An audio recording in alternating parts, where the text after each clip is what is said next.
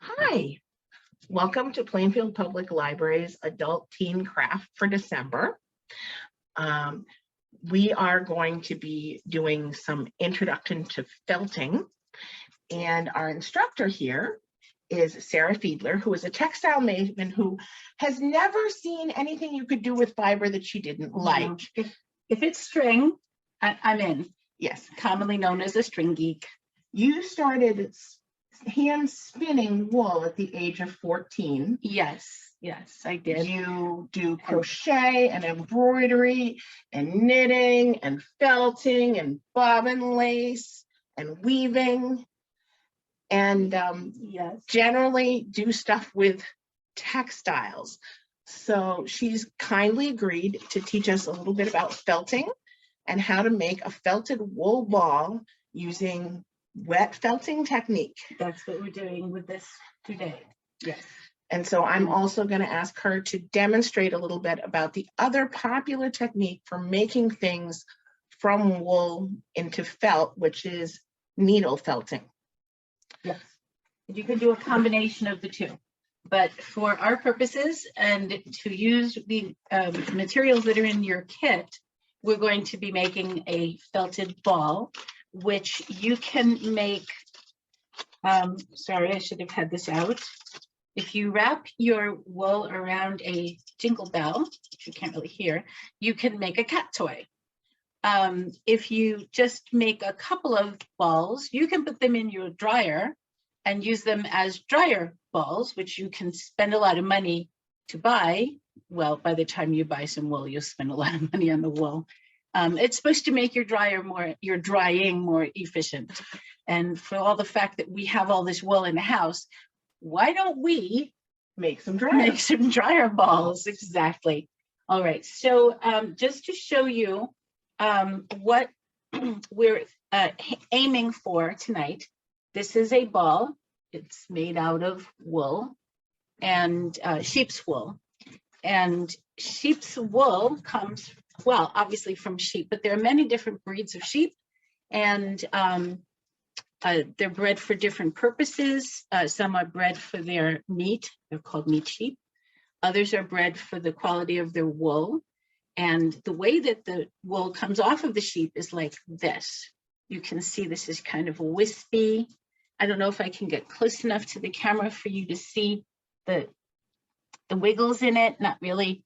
Anyway, so this is how it comes off of the sheep. And the wool is cleaned. It's washed. It has lanolin in it when it comes off the sheep. That's Toby. He wants some attention. But then once the wool is washed and combed or carded, it becomes fluffy and you can do things with it. You can either twist it up into string, which would be yarn, or you can make it into a bat. This is a bat of wool, and this could be used to stuff a pillow. Or something like that. But the first usage of wool was felting, as far as we understand from history or prehistory. If you take fiber and you give it some friction, you will eventually end up with something that stays together. This won't, because it's not felted. But when we get done with this, it will be felted. You have in your kit blue wool, or I think another color possibly. I'm going to use this white wool, and Jen is going to use the blue wool. This is what's in your kit. And this is not a bat. It is, what did you say it was? This is roving. And the fibers are all set in the same direction. And if you were to spin from this, it's very easy to use for spinning. So this is wool roving, also sometimes known as top, depending on the preparation. So in order to start with our project, and what I'd like to do is make sure you know what you're doing with the project before we talk about anything else. Your instructions say to take a bowl and fill it with some hot water and some soap. I'm going to measure just as the instructions say. And I normally, when I felt, I just run hot water in the sink. But it's going to be very noisy if I do that now. So I'm going to follow the directions the same way that you've been given. So I'm going to run as hot water as I possibly can. That's not true. As hot water as I can keep my hand in. And I'm going to put 6 cups of water into a bowl. So pardon me while I measure. You can't do this in advance because then your water will not be hot. And you need hot water and agitation and some soap to help things get started. Basically what you want to do to the wool, that's 4, sorry, 1 more cup. What you want to do to your wool is everything you don't want to do to your best wool sweater because it will shrink, and that's what felting is. So we are going for the 6 cups of water, and pardon the mustard dispenser, it's really dish soap. So dish soap. Yes, this is, I'm not even sure what it is. It does not matter what kind it is. 2, so sorry for the delay, 3, and I'll lose count if I don't count out loud, 4. A pretty strong concentration of soap to water. And my next maneuver, before I do my next maneuver, sorry, I want to show you this. I made this morning because I lost my first ball. And so I said, I got to make one for tonight. So basically what I did is I took a piece of a bat and you can't see, I have it down on the kitchen counter. I'll try to do it up in the air. I basically started rolling it and tucking it in and making the rudiments of a ball. Now, what I want to show you as a pitfall to avoid, I was in a hurry, is that I wrapped it all up, held it, clutched it in my hands, got it wet, got it soapy, and started felting it.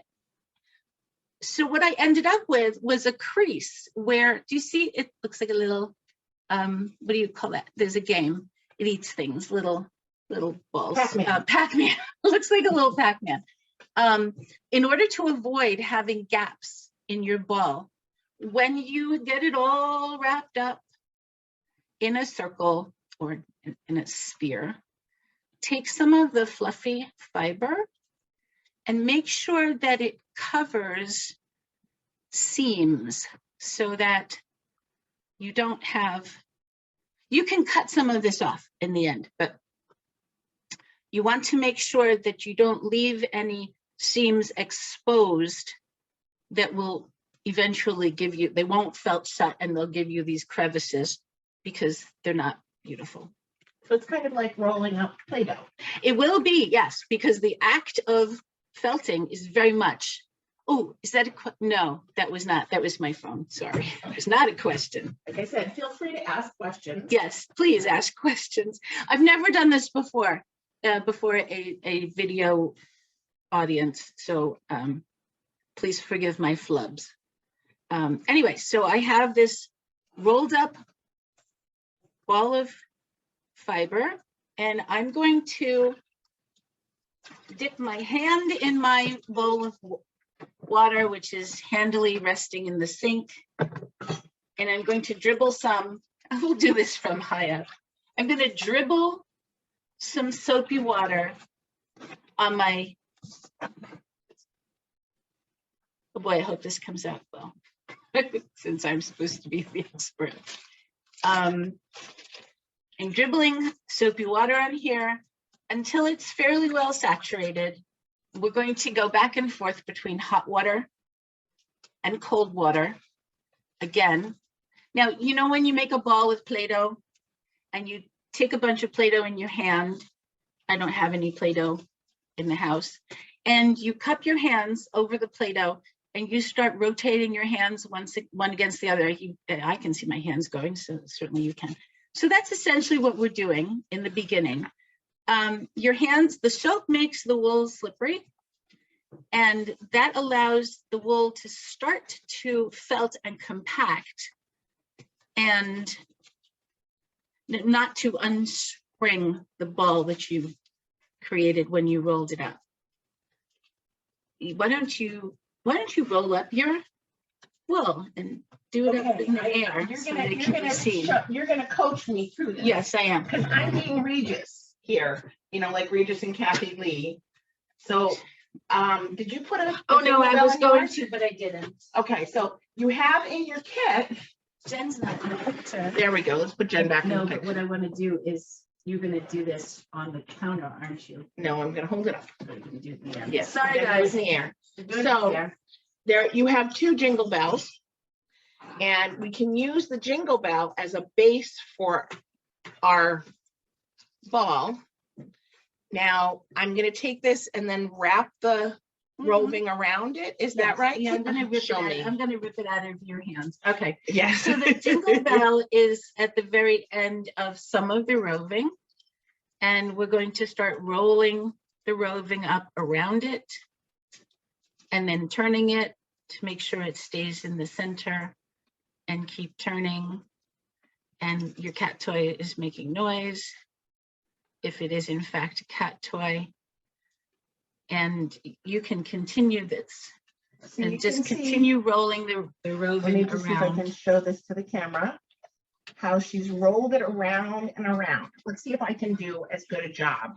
I don't think I can, And- but And I'm working on the ball that I started. so I'm wrapping it like that. Do I tuck this end under? You don't have to. Okay. The wool will stick to itself as it is felted. That's the whole point of felting, is the wool is going to stick to itself. You're basically just wrapping. So do all fibers do this? Only animal fibers do. So sheep's wool will felt. Some preparations of most preparations of sheep wool will felt. Alpaca will felt, and Alpacas are the ones that are like llamas, right? alpacas are like llamas. Llama will felt as well. Rabbit will felt. Dog will felt. Goat will felt, I think. Yes. I remember reading Not about sure the if Mongols people- making tents. If people, I don't think so. thousand people's hair will felt. Do I- not attempt to felt your family. Though aren't, you know, if you have dreads, I think that's kind of like felting, isn't No, it? I can't speak to that because I don't know. I'm Well, sorry. we'll have to get somebody who has dreads to tell us. Yes, we will. So I'm being very persnickety because I don't know what I'm doing. This takes a long time. By the way, this is a patient activity because this is about the same size as it was when I started. I'm going to squeeze out some of the soap. I'm going to get new hot water and I'm going to continue rolling. You can't see. I'm going to continue rolling this up like a ball of Play-Doh. When you do this activity with children, they get to about here and they say, I'm done.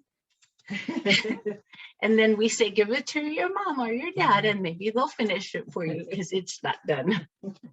But it's definitely an activity that takes some patience. It's not hard. It's just tedious. Toby would like to do it too, but the answer is no. How are you doing there? I So, don't know. How am well, I it's doing? going to shrink. So, with what you have there, Mhm. you get a decent cat toy and you have enough that you could do both of them and then you would get 2. Oh, well, that's a good idea. It looks like there's enough to make 2 with what you Yeah, have. because we put in about an ounce of wool. Let's see, where did we get this wool? We got this roving from Kramer Yarns. Kramer in Nans- Yarns in Nazareth, Pennsylvania. It's a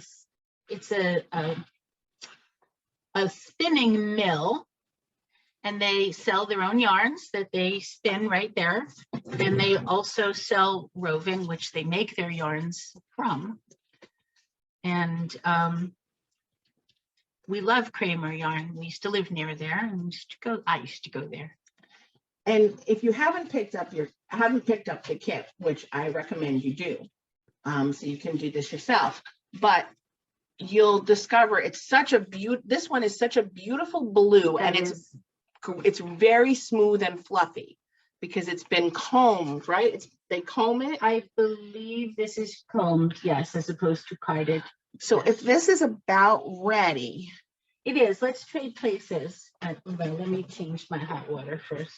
Okay. And then you can, this also, the instructions that come with your kit say to do this over like a roasting pan or some kind of tray to catch your drips. It will drip. That's why I'm doing it over the sink. But since I'm about to give Jen the sink and splash her, I guess we'll just splash. we're going to trade places. Okay, so mine is still about the same size, but it's coming together. There's a little thing here I'm going to cut off because I don't want that. But once it starts to felt, pardon me, on the outside, it's very hard to get it to pieces to felt in. Can we just put it in the water? Well, don't let go of it. So you can cup it in your hand Like this. and dunk it in the water. And dunk it in the water. But And don't let go of it because now then take it will. it out and very gently. It already gets kind of. So you want to very misshapen. gently start to roll it like the most delicate thing. I do roll. Some people say pass it from hand to hand, but I don't see how that starts the process at all. Pardon me. As soon as you get your hands dipped in soapy water, your nose itches. I think that's a given. So now Jen is going to be working on this for the next 15 minutes or so.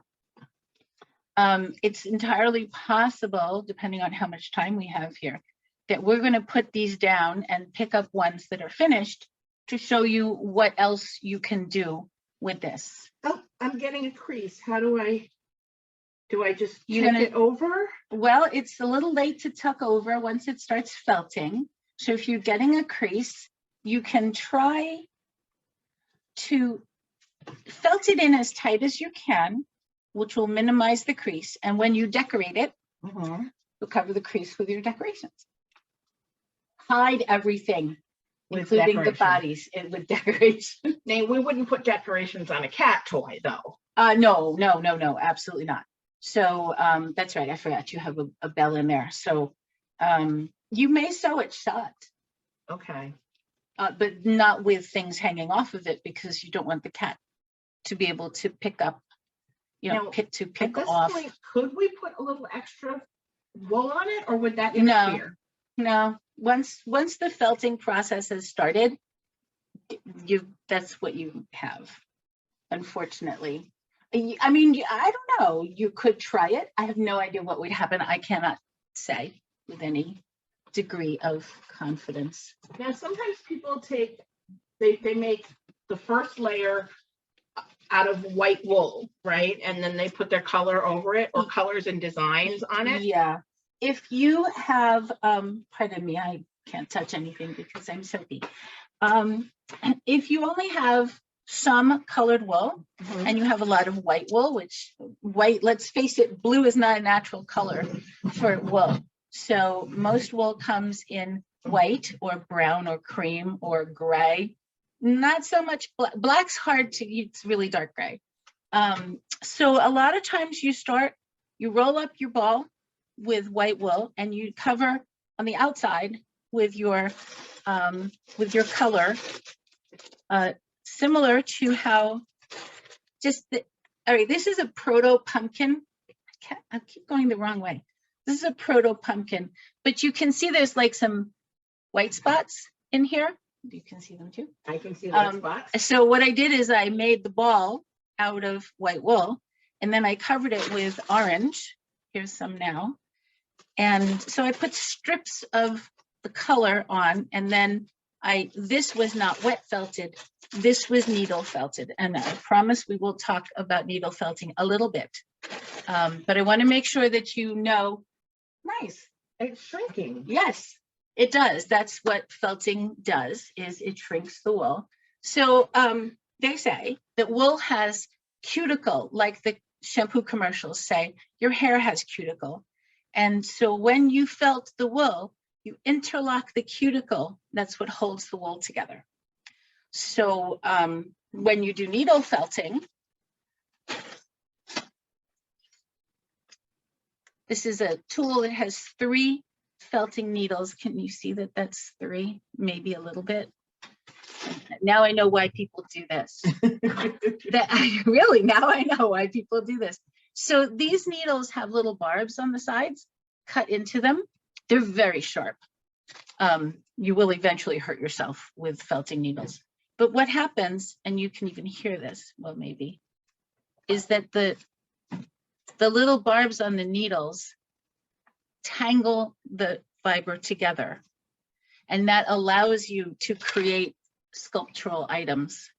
Using this noise. Well, yes, because what's happening is that it's grabbing the fiber and pushing it down into the item. Oh, sorry. But meanwhile, how much time do we have? As much as we need. Oh, I didn't know that. I thought we had a hard stop. Oh, no, we don't have a hard stop. Okay. Now we have to be careful, right, not to push too hard when we roll. In the beginning, yes. In the beginning. On the other hand, depending on the shape that you want your item to come out, suppose I wanted this to be egg-shaped. Mm-hmm. As I'm rolling it and felting the outside, I can be shaping it with pressure. And I now have something vaguely egg-shaped. Egg-shaped. If you do this right, you can make a pear. Although the one time I did make a pear, I must admit I made a circle and put a little top on it.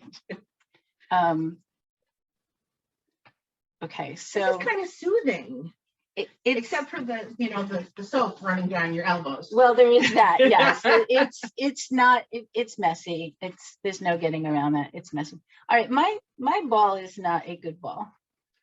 So for all that I talked about how to fix the potential creases, this did not come out so well. So here, you take mine and I'll take yours. Yours is much harder. I've started it first. Oh, okay. So now do we put it in hot water? So also? My hot water is no longer hot. So that's a problem because the hotter the water, the better the felt comes. And after a while, you can squeeze out the water. You can run cold water on your ball back into the hot water. Again, we're going to have to make a little bit of noise. Sorry about this. And then I think we're going to make a new bowl of soapy hot water, actually. So now you can see, this is just very boring to watch. Look. No, we're talking about, I think it's interesting. I don't know whether our audience thinks it's interesting. Hopefully our audience of Andrea thinks that it's interesting. I'm sorry, I just outed you. But we're talking about wool. Andrea, if you have any questions, sorry, if our audience has any questions, we'd love to hear them. Yes. Or see them, because we're just kind of going blind here, going on what we think people would like to know. Now, we had notes. Let's see what people want to know. Now, wool is, it's not, I've heard sometimes kids tell each other that wool, harms the animal. Oh, yes. There are people who think that when you shear a sheep, it's giving a sheep a haircut, but there are some people who think that you're taking the skin off the sheep in order to get wool for clothing, and that there's nothing further from the truth. The sheep all winter long need their big fur coats to keep, or wool coats, to keep warm, but in the spring, the coats are heavy and they become uncomfortable and unwieldy, and the animals become overheated. So it is a good thing for the sheep to be shorn in the spring, and then they grow their coat into the fall. There's usually another shearing, or it can be another shearing later in the fall, or in the beginning of the fall, and then they grow their coat again over the winter to keep warm, because sheep do go out in the all weather. They don't stay in the winter time, so they need to have their coats. There are other things that people do with sheep that does involve the demise of the sheep, eating them. For example, there are people who like to eat lamb or mutton, and some who don't. And then there's also something called shearling, which is the skin and hair of the sheep used as outer clothing. And there's, the anti-fur fur and leather movement says, sure, shear the sheep, use the wool, leave the shearling on the sheep. And I can get down with that. approve of that. I think can- sheep are cute. I can approve Like of that your too. sheep here. Okay, yeah, there's Sarah has sheep. Here's one. that sheep had a name, but I don't remember it. And then there's And this that's- one. And then I showed you Rover before. Rover. Rover is wearing a little piece of lace. So, And yeah. Okay, so my ball is approaching something that I would be, please, it's pretty big. If I keep going, oh, you can't see it. It's pretty big still, now I have- but this smaller than it was when it started. And it's getting firm enough to be something that we could decorate when it's dry and all the soap has been washed out of it. so these can get really like hard. Dense, yes. The more you felt it, the denser it gets. When it dries, it can actually bounce if you, right? I don't know. Let's try it. Um, Okay, we're 'cause I gonna. know we made bouncy balls for my son out of it at one point. We did. Yes, I yes. don't remember They that. were nice and soft, Except they bounced. but they bounced. They bounced a little bit. All right. I will report. It did bounce a little. Of course, they're wet now and full of From- soap. From waist height, it bounced up about this big. You could say it bounced, but you know, No. I don't know. I would not. How many times would you run it under cold water and then run it under more hot water? Well, it depends on what you're trying to do. If you want to rinse out your soap, which you could rinse out the soap and start again with more soap. Again, everything that you don't want to do to your best wool sweater is what you want to do to your felt ball. So let's pardon our noise, and Jen's going to wash. It's cold, sorry. Jen is going to wash. I'm going to too. Wash out the soap, squeeze it. You'll see, you're going to see there's a lot of soap. The soap is, Can't show it. the soap is all the Soap way, coming out. the soap is all the way through. So, so this is the first maneuver to finishing, is to start washing out the soap, and then you alternate between hot and cold. I would not put any, can I see that? See, I'm willing to squeeze this a lot more than you are. I Well, that's 'cause trust, I'm Regis. yes, You're but the I expert. trust your work. Look, this is, Jen has made an amazingly good felt ball. Well, that one of the things is, isn't that why we use roving? It's easier to work with. I don't think I can say that. I believe that fats of wool can be just as easy to work with as long as the edges are tucked in well. There's still soap here. For your purposes, just keep rinsing hot, cold, and squeezing until you can't see any more soap. And do we So- have to roll it some more to keep it round? Well, I mean, that's what I'm doing, but I don't know if that's what you're well, supposed to do. there is no real supposed to do. So the natural inclination would be to keep rolling it and maintain the shape that you started with. But basically at this point, the notion is to wash out the soap and maintain its shape and then set it to dry. So you really don't want to see any soap residue when you squeeze the ball. So while I'm working on this, maybe you can talk about needle felting? Yes, I will happily talk about needle felting. Okay, so I'm running water, sorry. so needle felting involves, as I showed you, felting needles. They come as individual. I should have taken one out. I apologize. Oh, here's one now. They come as individual needles. The hand again. That's Very, really sharp. very, very, I can't see what I'm doing. Have I gotten anything anywhere near where you can see it? Anyway, very, very pointy and triangle shaped in profile this way with a little hook on the end.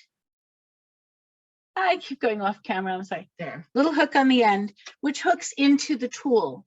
So this little tool, which has a collar so that you won't hurt yourself with it, but I'll pull this down. This has 5 needles inside of it, and they are this long. But this is a convenient holder. And you can also get items such as this, where you can use a piece of foam and you do your felting into it so that you don't do your felting into your hand. These hurt.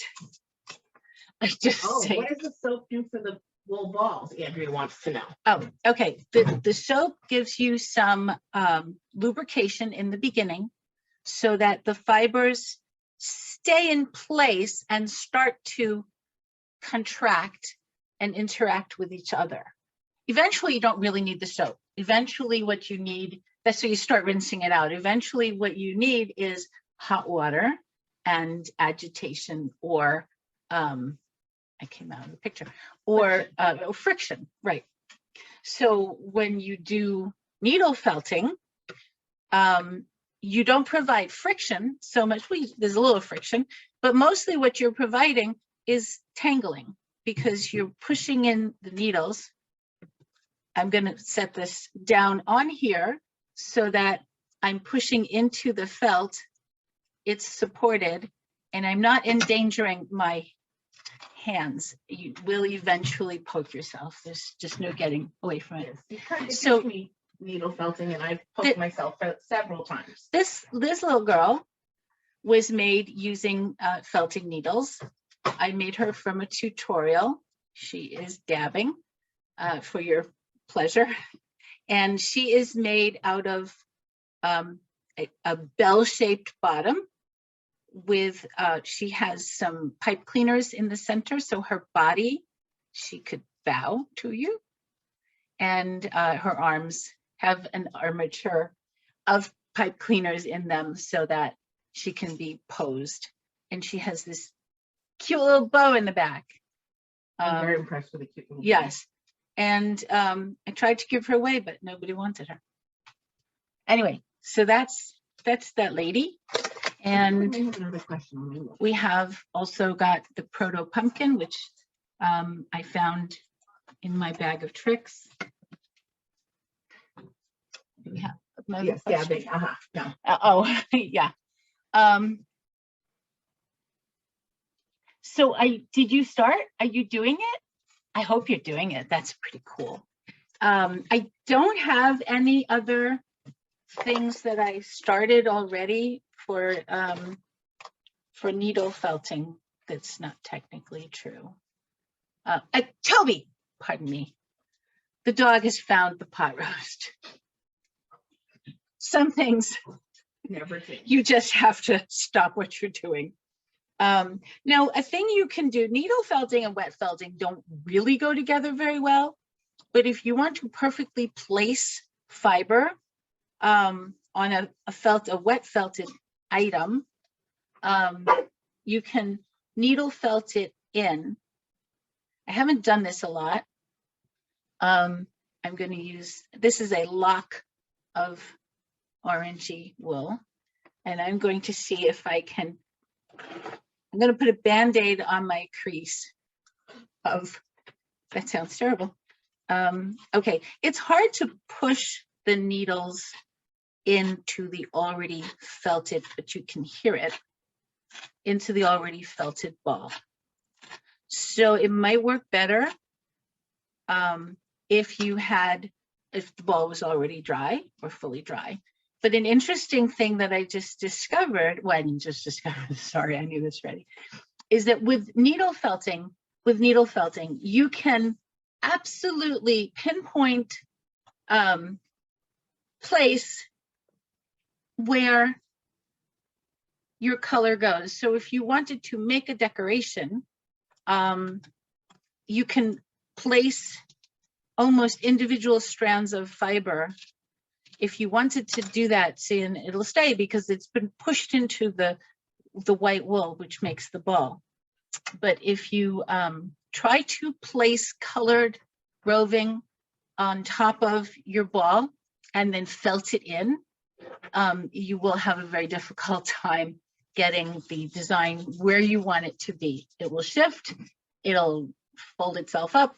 There's no guarantees. You have to accept that it'll be how it is when you're done. So needle felting is a good way to create just exactly the shape and colors that you want. Wet felting wet felting comes in a bunch of different varieties. We made a ball. We made a ball, but you can make flat sheets of felt, and you can make items that have dimension. If you felt over a bowl, for example, very carefully, but you felt over a bowl, you can make a bowl. Whatever the shape is that you wet felt your felt around, you'll get that shape. So somewhere in our house, we have a Christmas stocking that I made. I took a class and I came home with a Christmas stocking, which on one side has something that was supposed to look like stars on a starry night, but don't. And then the other side was a candy cane, which did. Maybe Jen will bring it to the library and display it somewhere. And if anyone wants to see it, they can. So here's your white ball. Oh, so it is. And here's my blue one. Yes, this is. It's still wet. Oh, so that was this morning's. very... That was this morning's ball. That's still wet. Yeah. Nice. And it does rattle. It does rattle. We have 2 cats in the house. What do you want to bet they're going to grab onto this? Yeah, because the one that you made disappeared because the cats got at it, right? Well, no, that was actually a proto dreidel. I was trying to make I did once make a dreidel. I was trying to make another dreidel, and the cats ran away with it. So I just let them have it as a toy. This still has soap in it. I know it's amazing, but it does. So I would, for final purposes, you would continue rinsing hot and cold until you can't see any more soap coming out of it. But the thing that you can do with this is decorate them if you want to make a Christmas or holiday ornament. You can sew beads on, you can sew sequins on. I think we once made a disc that had a Christmas tree on it. And so we did little kind of decorations. So I'm going to I'll be right back. Jen's going to talk to you. So in your kit, you have, in addition to the jingly bell, which you could also sew on the bottom of your ball, if you wanted to make a jingly bell ornament.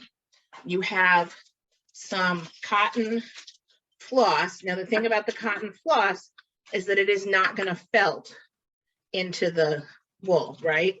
Because cotton doesn't felt. Cotton does not felt. And if you're not familiar with cotton embroidery floss, it does come in a bundle of 6. So you can split it apart, right? Yes. So embroidery floss comes, as Jen said, in 6 strands together. It's pretty thick. And you can split it down. It can be a little persnickety when you do that, but you can take it into 1, 2, 3, whatever thickness of threads that you want. And Jen has started, threaded a needle with 1 strand. Yes, it's 1 strand of pink embroidery floss. And I actually do my hand sewing with embroidery floss. 2 strands of floss is pretty good if you need to repair something. So we have a silver bead. Yes, it is. We have 2 pinks and a silver. And so I'm going to continue on here with another silver bead. This is very hard to do while you're trying to be a super cool demonstrating person on the video. Here's the bead coming down to match the others. Can we store to get fiber? I would you can get fiber online. You have to search for spinning supplies, basically, if you want to find a store near you. And Andrea, I'm sorry, I keep mentioning your name, but I'm assuming that you live in Plainfield or near Plainfield. So I will try to figure out where you can go locally. It's nice to touch the stuff when you go, as opposed to buying the materials online. If you don't know what you're going to end up with, I don't have a good answer, unfortunately. Sometimes you can buy roving unspun wool for like arm crochet. Isn't that thing? Yeah, but that's not wool. That's acrylic. Okay, so you have to be very careful you don't get acrylic. And acrylic does not felt, only animal fibers felt. So I have to apologize. I unthreaded the needle on purpose because Kramer yarns you can order online from. I believe there's an embroidery place in Edison that I think they had some felting. They had some felting supplies. Are you talking about the store that we went to? Yes. No. Okay, I'm misunderstood. I apologize. They do not. Webs online is a big knitting and spinning supply place as well. And Etsy, a lot of people sell wool on Etsy as well. But Kramer Yarns, K-R-A-M-E-R, I think it's K-R-E-M-E-R, okay. Yarns out of Nazareth is where we got this roving. So if it's Munch Chunk roving, you have to be careful when you buy any kind of wool like that to do felting with, that it's not superwash, which is a treatment that makes things not felt. Yeah. So superwash is something that they do to merino wool, and in order to make it not felt, in order to make it washing machine safe, so you can knit socks out of it, and then you can put them in the washing machine, which you can't really do with your regular wool socks. You are in Plainfield. I will, if depending on your level of interest, I will be very happy to get you some more resources if you like. At any rate, so I generally get my wool twice a year at one of the sheep and wool shows. There are festivals for sheep breeders. Well, not the sheep, there's not a festival for the sheep, but sheep breeders, they come and show their sheep. They sell fleeces, and a lot of people sell handmade items made out of their own fiber, but they sell yarn made out of their own fiber, and they sell the fiber itself, and they sell the stand that you see the sheep on. But it's an excellent source for materials, and there's two of them in this general area at the opposite sides of the year, so you can go in May and then you go in October, and you never have to go to a yarn store. But that's never stopped me. I'll still go to the yarn store. Yes, this is prime stash. What do they call it? Stash enhancement territory. Yeah, that's definitely not stash busting. Anyway, so and I'm taking these not very quickly, but I am taking these pink and silver little beads and sewing them to the ball that was made earlier. And so I guess I'm going to have like Saturn here with like a belt around it. This is going to look like an Easter egg. Easter eggs. One of the things that I like to do is I like to make food out of needle felted yarn, or not yarn, but needle felted fiber. And the thing that I have learned is that you can make anything out of fiber that you know what it looks like. If I tried to make a polar bear, but I didn't understand what a polar bear looked like, so I basically made a white fluffy person. It did not look like a polar bear because until I looked at a video of polar bears, I didn't understand how their neck works and how their hair works from the back of their head down to their shoulders. They don't have a neck. So if you know what this thing looks like, you can needle felt it. As I said, wet felting is a little bit harder. As hazardous as needle So, felting is, it's fun. really good for getting out your aggressions. Oh yeah. Good. Pound, pound, pound. I'm not sure, do you want to sew some of these little doodads? We have some sequins that didn't get opened. Do we have sequins? We have sequins. They did not get open. So the advantage of these tiny little needles, which is what I gave you, is that if we had given you sequins, which I didn't have enough of, they would fit, the needle would fit through the opening in the sequin.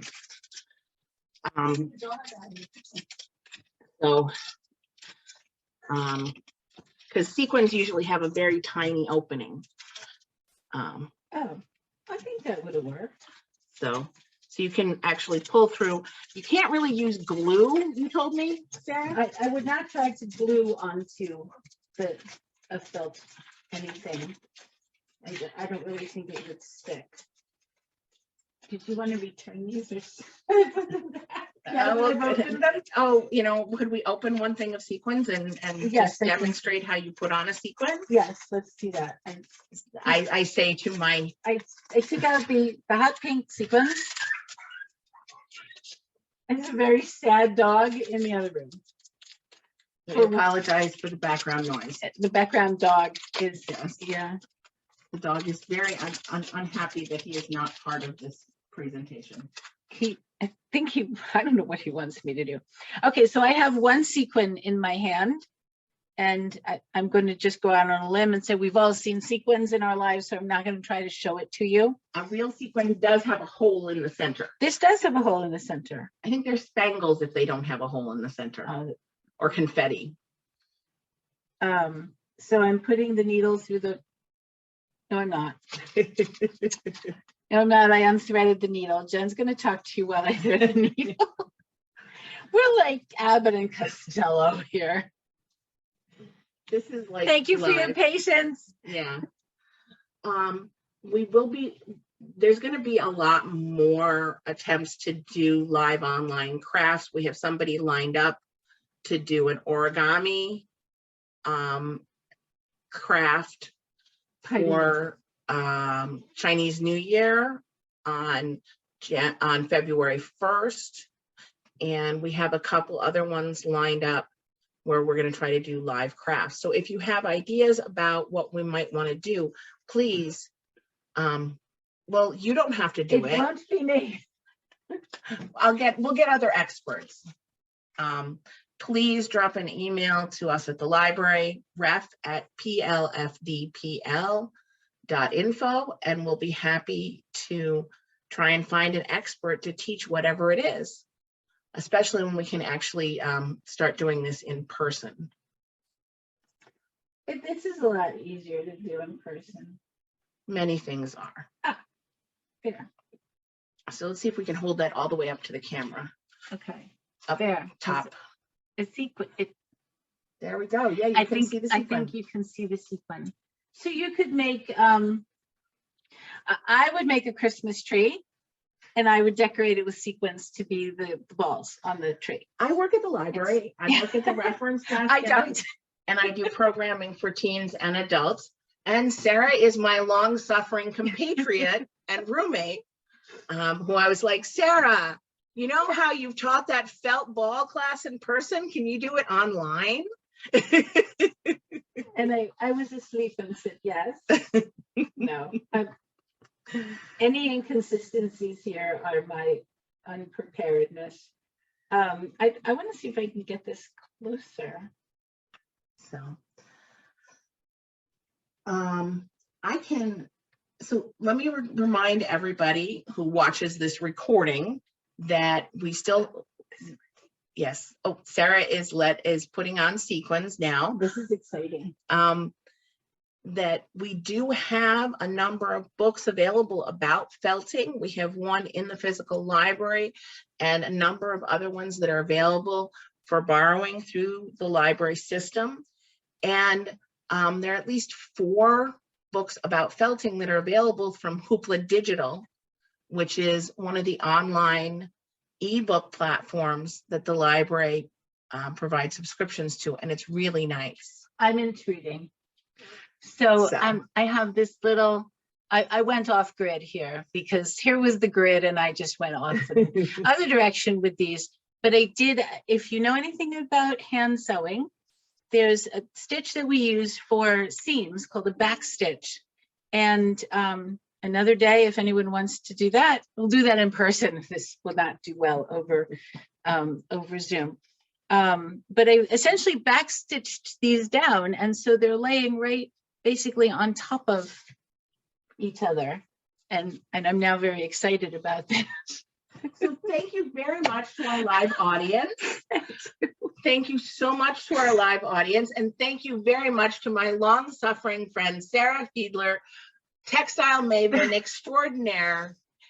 Andrea, thank you for sticking with it.